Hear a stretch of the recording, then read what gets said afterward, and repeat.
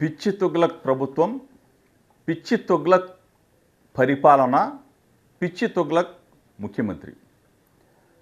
మావిగన్ అనేసరికే వణుకు, భయం. అసలు నేను అడుగుతా ఉన్నా, మీకు అమరావతి మీద ఒక అవగాహన ఉందా? చంద్రబాబు నాయుడు సూటిగా మాట్లాడుతూ ఉన్నా. అమరావతిలో 33,000 ఎకరాలు అన్నావు, 50,000 ఎకరాలు చేసావు, మళ్ళీ 1,00,000 కావాలంటావు, 1,50,000 కావాలంటావు. నీదా పిచ్చి తుగ్లక్ చేష్టలు మావా? ఈరోజు ఒకటే చెప్తా ఉన్నాం, మావిగానే అన్నాం, ఎన్నికల్లో ప్రజలు తీర్పిస్తారు.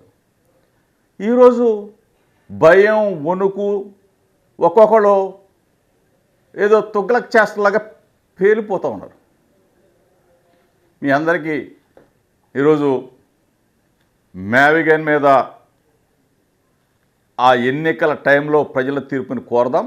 మావిగన్ అంటే ఎక్కడో పాకిస్తాన్లోనో బంగ్లాదేశ్లోనో లేదు.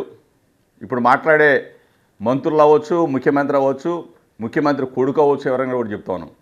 మావిగన్ మచిలీపట్నం, విజయవాడ, గుంటూరు ఈ ప్రాంతం మొత్తం కూడా రాజధానిగా అభివృద్ధి చెందుతూ ఉంది.